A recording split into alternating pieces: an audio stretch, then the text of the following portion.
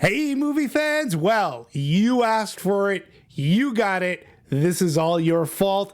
But Anatomy of a Movie is back, and it's deader. It's better than ever. Stay tuned. Welcome to Popcorn Talk, featuring movie discussion, news, and interviews. Popcorn Talk. We talk movies. Hey, movie fans. Yes, Anatomy of a Movie is back. Go figure. Where'd we go? I don't know. We were gone for a little while. Listen to that crowd.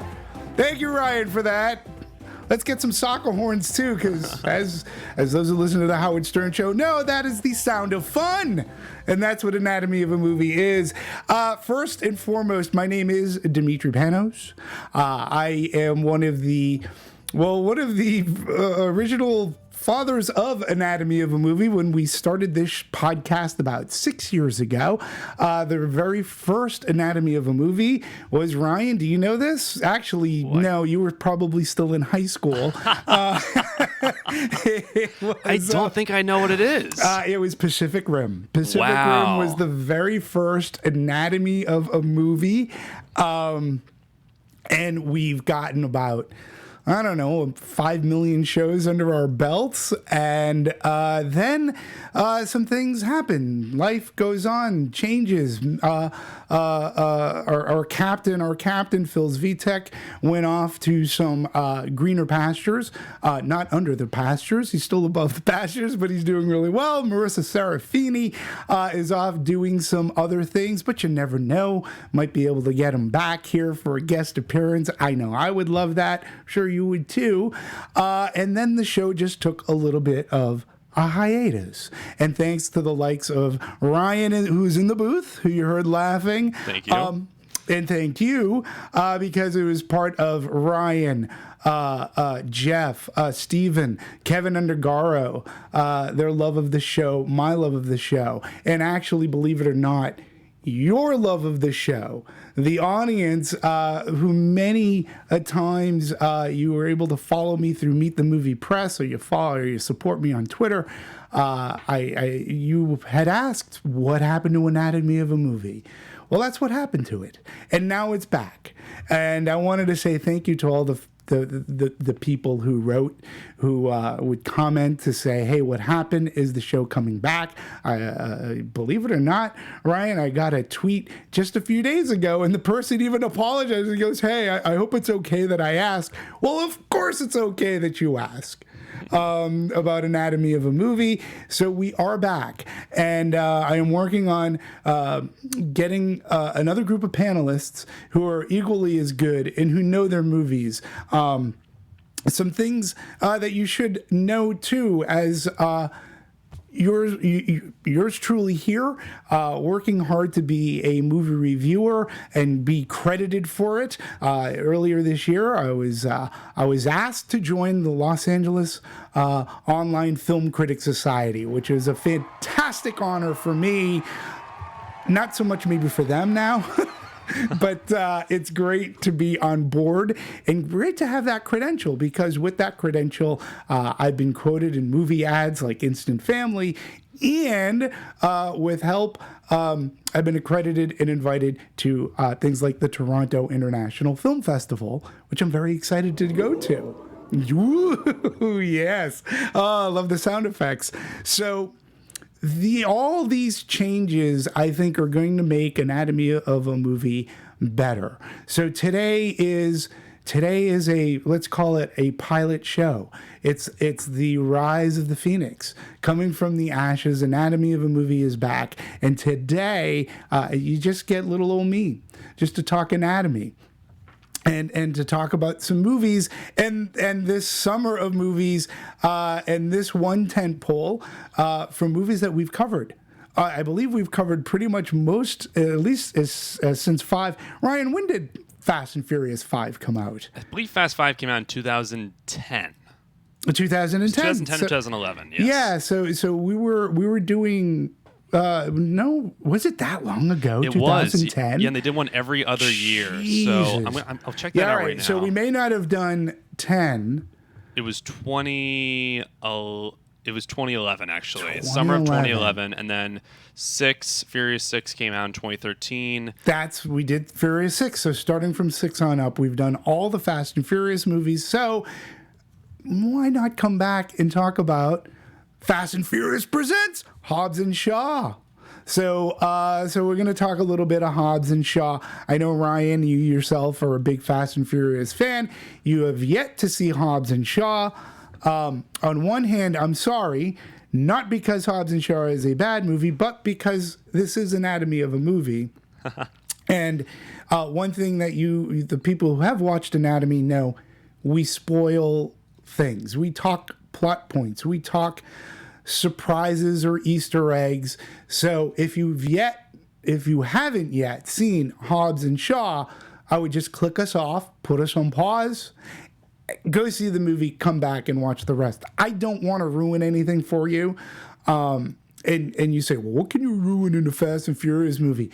There are some cool things that happen in the movie that I don't want to take away from the fun. So see the movie, then come on back and watch. Something else you should know about Anatomy, we always did our best to try to cover as many movies as possible. With that said, we want to pay attention to our indie darlings. So you'll hopefully get to see some breakdowns of some wonderful independent movies that will be coming out between now and the end of the year. Many of them may even be nominated for like Academy Awards and Golden Globes. So we want to incorporate that more into Anatomy of a Movie and give those movies a fair shake because, you know, again, this is something that the audiences had always asked for, to do certain movies. And it just came around to, there wasn't so much time to see so many movies, but now we're able to fit a little bit more in. So rest assured, we're going to cover some indie movies.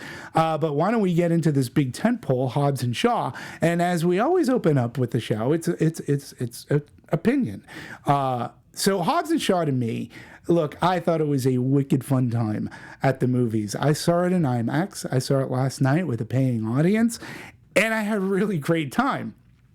And in major part because of Hobbs and Shaw, Dwayne Johnson, Jason Statham, who, in all honesty, they've, for me anyways, have become sort of kind of my favorite characters in the past few movies. I've enjoyed their banter. And in fact, it was their banter. I don't know if you knew this, Ryan, but Chris Morgan, the writer, it was their banter from the last movie where Hobbs and Shaw were in jail cells. Yeah. And they were one-upping one another. With the insults? With the insults. That was the genesis for Hobbs and Shaw. Because Morgan said, wow, what if we just put these two in a movie together, and how do we get that done? And voila, we get Hobbs and Shaw. Fast and Furious presents Hobbs and Shaw. And I got to agree. I mean, I thought they really became my favorite characters. And coming into this movie, what makes it a little bit different from a Fast and Furious movie? That's something I was asking myself while watching it. Listen, this movie is set in the Fast and Furious universe, aka laws of physics. Bye-bye. They need not apply here. There's some character crossover, obviously. But where I say this sets it apart is now we're focusing on these two characters. It's as if they're having their own mission. And we're not part of the Toretto family. Family is still important here to Hobbs and Shaw, but it's just done in a different way. It's not as a group. It's just these two men. It's like a buddy, for lack of better words, it's a buddy cop movie in a sense. And I can tell you, from a buddy cop standpoint, it's far better than the earlier released Stuber. I can say that for fact. And I can also say, as far as, I don't know how you folks have felt about this summer at the movies, but for the tent poles, for the live action tent poles, for me, it's kind of been a summer of meh. Hobbs and Shaw, to this movie's credit, I think this is one of the more fun movies to enjoy inside a cinema. And if you can see it in IMAX too, it looks and sounds amazing. So that's one of those differences. We are not the Toretto. This isn't necessarily a heist movie, but I will say from a plot perspective, we're not talking about anything greatly original here. It's basically there's a virus. It kind of takes from Mission Impossible 2. There's a virus that the bad guys want to unleash on the world, get rid of the weak people, and start humanity anew. So, a little bit of Mission Impossible 2, a little bit of James Bond Moonraker there. Our main villain, is Idris Elba. He's played a villain many times before, very charismatic. He's fine here. He's good. He's a good villain. He's a little bit, he's upgraded himself, much like many of the cars in Fast and Furious. And he's definitely a presence. If you're an Idris Elba fan, you'll enjoy him. I thought he was a much better villain in this movie than he was in, say, Star Trek Beyond, in which I felt that character that Idris played was a little bit cliche. Idris here is an imposing force to be reckoned with, and it takes Hobbs and Shaw and the likes of Vanessa Kirby to try and take him down. Now, another great thing about this movie that I loved was the great Vanessa Kirby. You would remember her from Mission Impossible Fallout.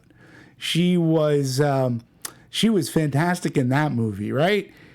You liked her in Fallout, Ryan? She was so great in that film. She's so good, right? And good really presence. surprisingly great, because up until that point, I feel like a lot of those characters that it's almost like in a Bond movie, not necessarily a Bond girl, but a side character that you run into. They're somewhat forgettable. They're neither here nor there. But I remembered her character, and her character didn't die in Fallout, I think, because she was just so great in it. Like, there's just opportunities with her because she gives such a great performance. Agreed. She was a good presence, right? And you would admit that in Mission Impossible Fallout, it was Rebecca Ferguson who again, another fantastic female character, but she gets all the action, right? Right. We didn't see Vanessa do much action, but let me tell you, here in Hobbs and Shaw, this girl can take care of her own. And there are scenes in which she actually fights The Rock. Wow. And you believe it. Like, she holds her own. She's just great. And she has scene upon scene upon scene. She plays Jason Statham, who's Shaw. She plays, she's his sister, essentially. And man, I gotta tell you, she went to the same training school as Mr. Tom Cruise and even Jason Statham, because I can tell you that she can act and she can perform stunts and do fights like any guy in Hobbs and Shaw. She really was a breath of fresh air to watch. And I'm glad it just wasn't a testosterone-filled movie. I mean, let's be honest, it is, but she really is counter to that. It is really great to see her do a lot of great fight scenes, running and just doing great action. She can hold a gun. She was fantastic. So I really, really liked her a lot. So she's a perfect reason, another great reason to see this movie. And she's a lot of fun as well. So why don't I talk a little bit about the writing. Chris Morgan, who's written, he's been involved. He's written a lot of these Fast and Furious movies. He's been part of the franchise now, I think, since 5. You can check me on that. But I think since 5, with that robbery heist in Brazil where they were towing a safe. I think, and maybe even sooner. But if you can check on that for me. Absolutely, I'm checking it right now. Yeah, it looks like Chris Morgan was on board ever since Fast 5, and that's basically when I think actually, you know what? He actually had a little tiny part for writing Tokyo Drift. So he's done Tokyo Drift, the 3rd one, Fast and Furious, the reprise title for the 4th one, 5, 6, 7, and I believe he did 8 as well, The Fate of the Furious. So he's been on the past like 6 movies. Yeah, so he knows the franchise, and I'm glad you brought up a Tokyo Drift, because that was about our character Han. Right. Another spin-off of sorts, too. Yeah, and not only is it like a kind of a spin-off, but it also is a character that has factored into, well, Hobbs and Shaw, at least with Shaw's side of things, because if it was which Fast and Furious, we learned that it's Shaw who's responsible for Han's death. Fast 5, the Five. very end credits of Fast 5. So, yeah, he's interwoven all of these storylines, and now we're getting this offshoot. And just so that everybody knows, because the Han timeline is sort of kind of like it was a prequel to some other Fast and Furious movies, and like they don't go in the order in which these movies were eventually released. So, in case you're curious, this one does fit in between Furious 8, which was the last one, and Furious 9, which will be coming out next year. So look, in a sense, you're right, Ryan. They come out every other year, but it's where we have a Fast and Furious Presents this year. So it's going to feel like they never left the silver screen for a summer. So, and as I said, part of the idea came from just that banner alone, and it was felt that Chris Morgan felt that their banner, it just seemed to make sense to make these two and give these two a spinoff, and develop these characters, give them a journey, give them something more to do, and I think that they succeed in that over here. So I think that timeline is really interesting, and for those of you who are interested in writing, Chris Morgan, this is a really great article that I had found regarding this. It's from Creative Screenwriting. So you can find the entire article in this Creative Screenwriting. I'm just going to pick from a couple of paragraphs here, because I felt that it was really interesting about, how he likes to write and what he does. And, while working on Fast 8, Morgan started to bounce ideas off of Johnson to come up with a general pitch for what would become Hobbs and Shaw. And in terms, and this is a quote of the story, what growth do we need to see out of these two guys? You have to bring them together with a job they can't do on their own. So you have to get them together. They didn't like each other too much in the past few movies, because one was a cop in charge of taking them down. And what barriers do they have to overcome in order to work together? And I really find this stuff always interesting. Like, how do you take it from a Fast and Furious and bring it out so it's not necessarily a Fast and Furious movie, but it's its own entity? And meaning its own entity, you didn't necessarily have to see the previous Fast and Furious movies to go see Hobbs and Shaw. And that's one thing that I really enjoyed about this movie.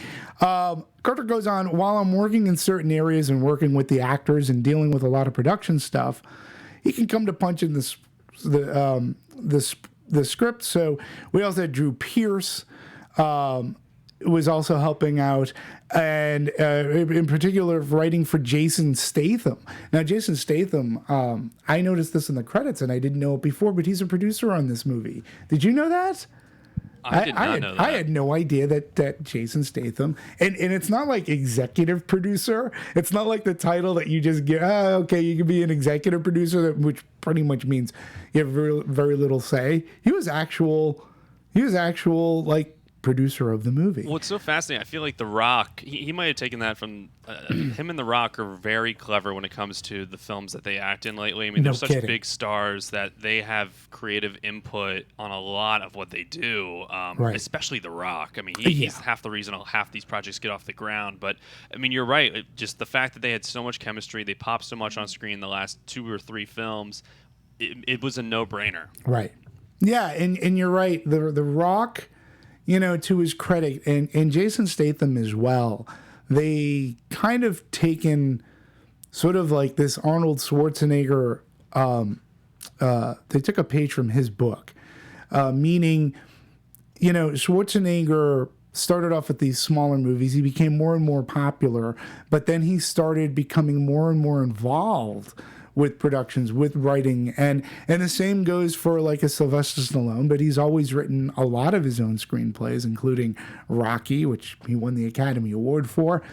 But Schwarzenegger knew business, and he knew, he was a great businessman, and much to, like you said, Dwayne "The Rock" Johnson, all his years in wrestling, and then, his first few movies were produced by the WWE, and when he was finally able to come out from underneath their umbrella and on his own, you're right, he would take really different kinds of roles, but he learned the business. So, and Jason Statham is doing the same exact thing, but that's, what that means? It means longevity in career. Right. So that's it's a smart way to look at things, to do that. So, and you get a voice, which is really interesting because in The Hollywood Reporter, and I thought that this was a great question. It was, how hard is it? And this is asked Chris Morgan. How hard is it to say no to like a Vin Diesel or a Dwayne Johnson when they have an idea that you don't think will work? And this is all part of the collaborative process. And if you're a writer, if you're a director, this is always going to happen. And it all depends on your crew. How do you deal with this? And Chris Morgan's response was, I don't think it's that hard. He goes, my thing is, be honest. It's the great screenwriter survival tool, which is there is no, there's yes, and the yes, but. It's a polite way to acknowledge the idea, hear what it is. Is it better than yours? Then great. And if it's not, yes, but here's the thing about this.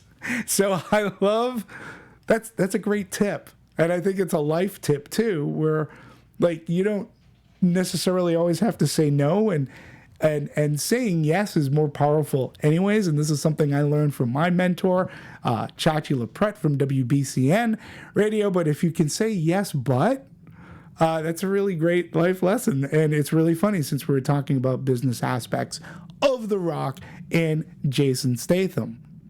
So what else do we have going on in Hobbs and Shaw? Well, one scene, look, no Fast and Furious, and Ryan, you especially since 5.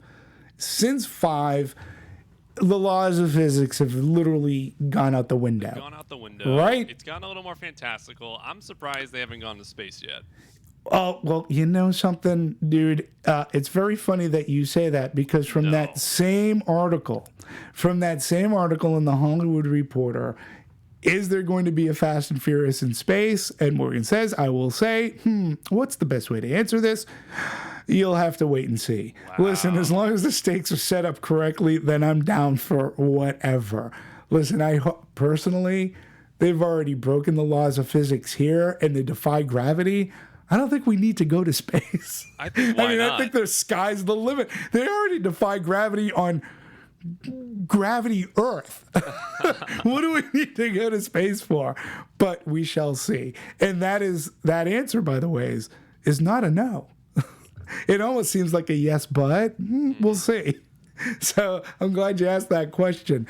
But where I'm getting at is, since 5, yes, they've become more fantastical, more special effects driven, cars driving down buildings, and the like, and how you make it look real.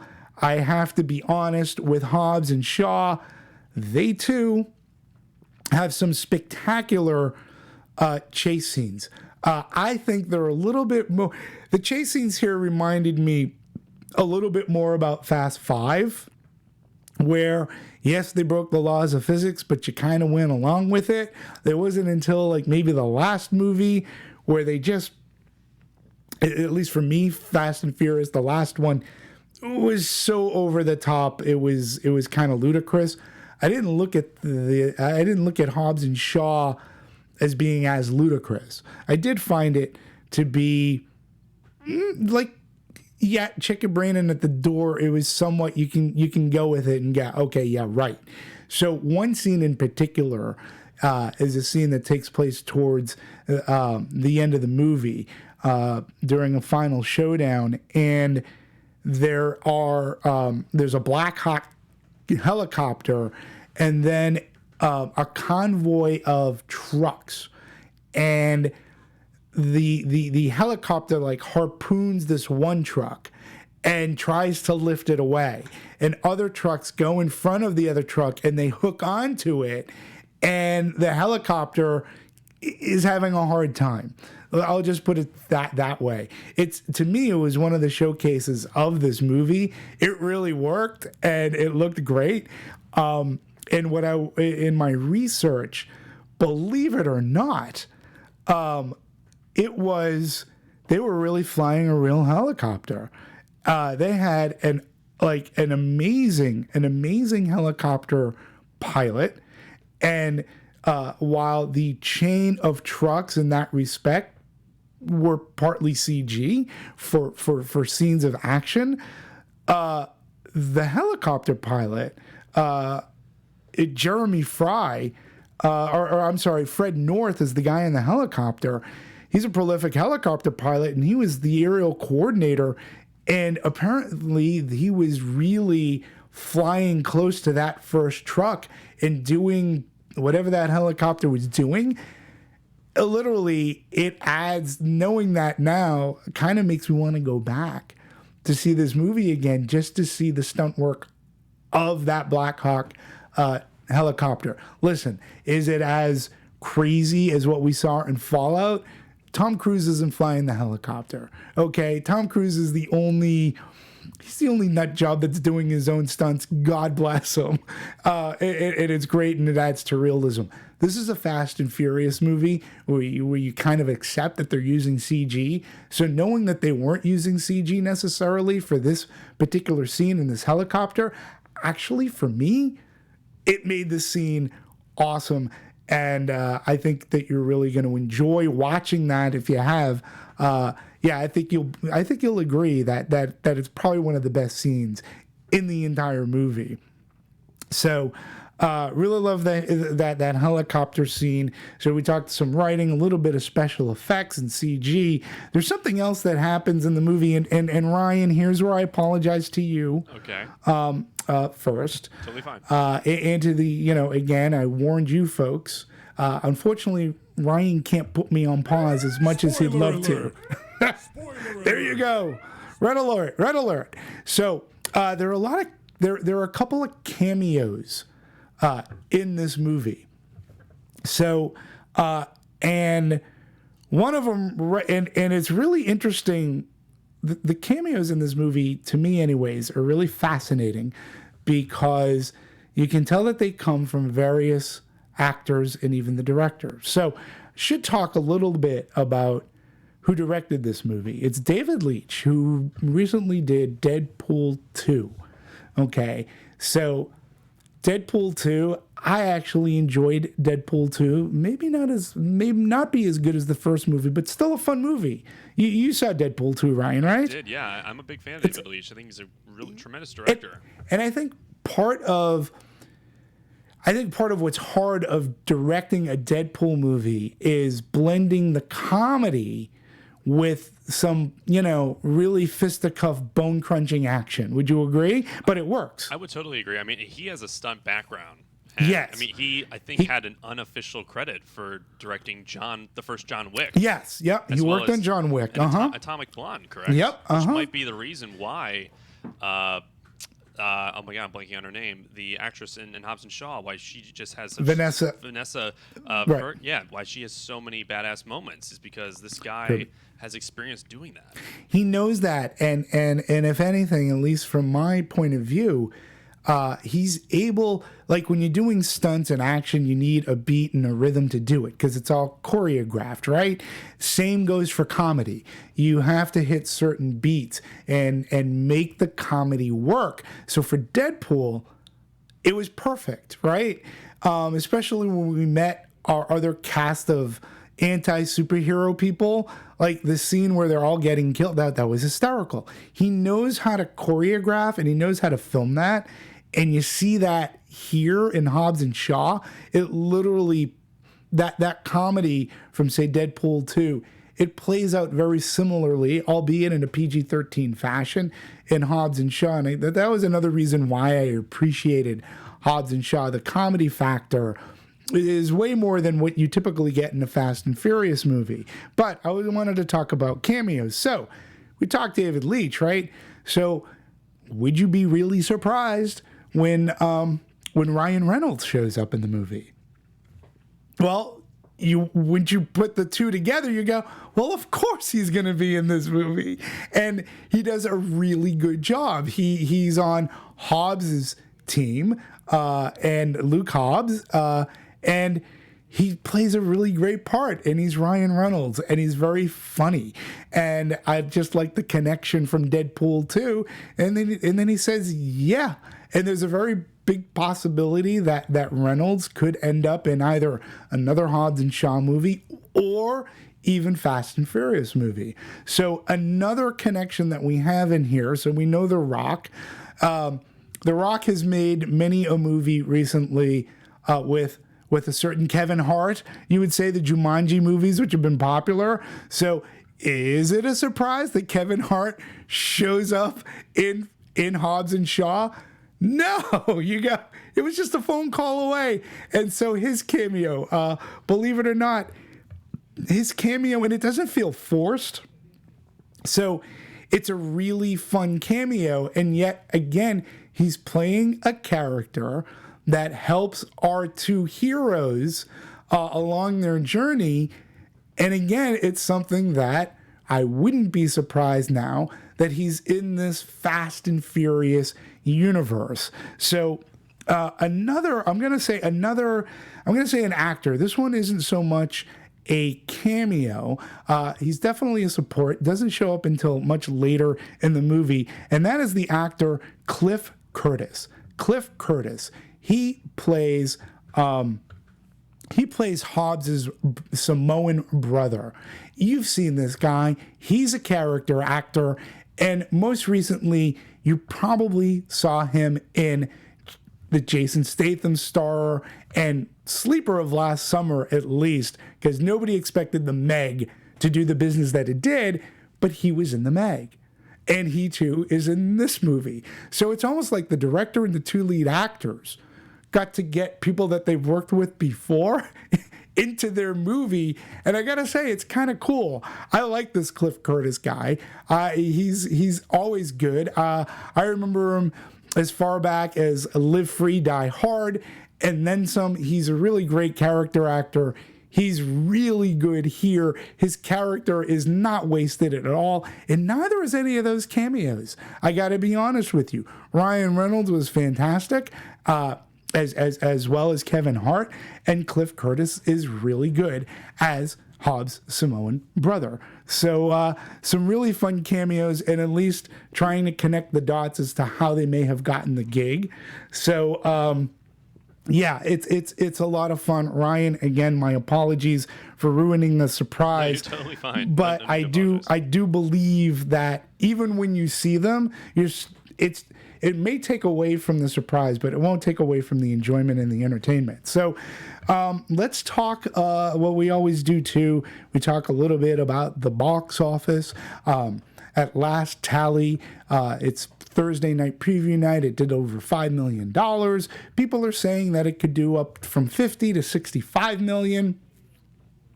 Personally, I think 60 to 65 is extremely doable on this movie. The audience I saw it with, they really were into it. They cheered.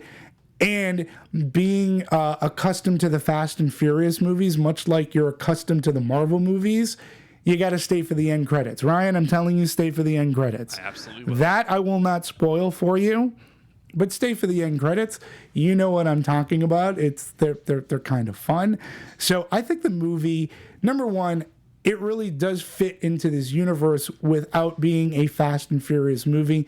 Not only are there some exceptional car chase scenes, but there are some amazing, great hand-to-hand combat scenes too that are filmed perfectly. David Leitch does a great job and a fun job in doing this. I think it's a welcome addition, and you don't even have to be a fan of Fast and Furious to at least enjoy the chemistry between Jason Statham and Dwayne "The Rock" Johnson.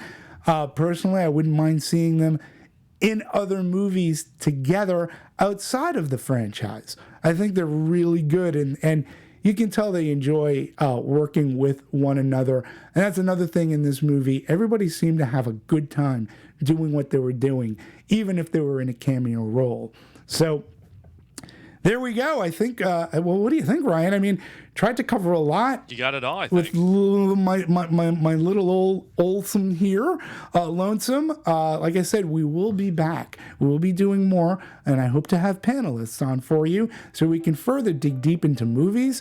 Number one, to the audience, thank you very much for all your questions and your support. Even when we're down and on hiatus, I loved seeing that there was interest in this. Ryan, Stephen, Kevin, Jeff, thank you very much. Because without you, Anatomy would have never happened, and it would have never had this renaissance. I appreciate it. I look forward to doing more reviews and diving in deep and doing Anatomy of a movie for you fine folk. Have a great time. See you at the movies. Always go to the movies and have a great time. Bye all. From producers Maria Menounos, Kevin Undergaro, and the entire Popcorn Talk Network, we would like to thank you for tuning in. For questions or comments, be sure to visit popcorntalk.com. I'm Sir Richard Wentworth, and this has been a presentation of the Popcorn Talk Network. The views expressed herein are those of the hosts only and do not necessarily reflect the views of the Popcorn Talk Network or its owners or principals.